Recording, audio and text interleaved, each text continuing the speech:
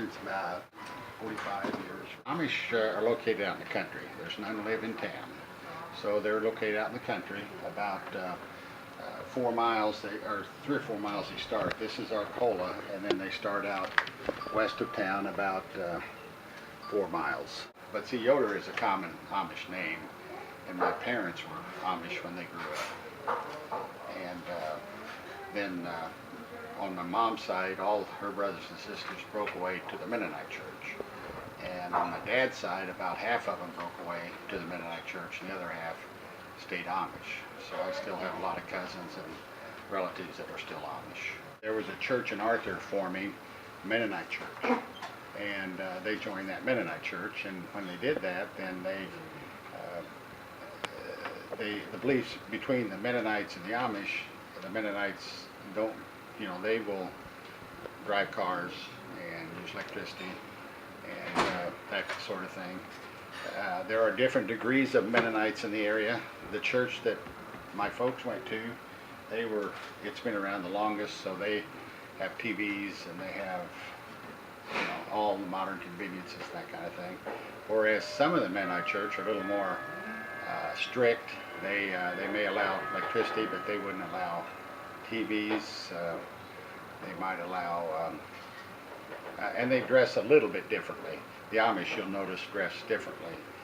The women have the long dresses on and the coverings for their hair. And in the Mennonite church, they don't do that anymore. So that's basically lifestyle is the difference. I think my dad probably just didn't want to stay with the horse and buggy and that kind of thing. So he broke away. He's still a farmer, but he used tractors and that kind of thing. So it's just one of those things that people do. They make a choice one way or the other.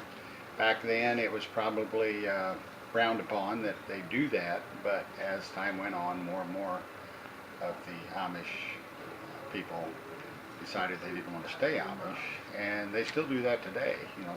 They're living in the Amish lifestyle, and then they decide that they don't want to do that anymore, so they join up one of the Mennonite churches. And it might be a strict Mennonite church where they, still dress like the Amish do somewhat.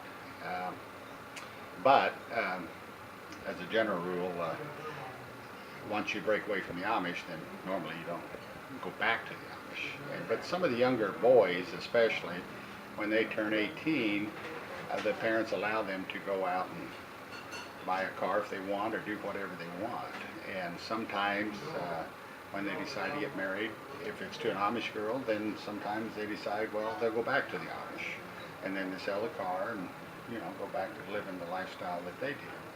Other times, it doesn't happen. They don't go back, and they stay non-Amish. Their beliefs are simplicity, no electricity, no telephones in the house. I think probably some of them use cell phones in businesses.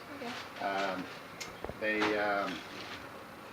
If they start a business, it's usually out in the country, like a cabinet shop, or they have a salvage stores, a couple of them in the area, butcher shops, and it's all usually around where they live, close to where they live. So they're very hardworking. They're very simple. No cars, horse and buggies. So that's how they get around, is horse and buggies and bicycles. If they don't have to go too far.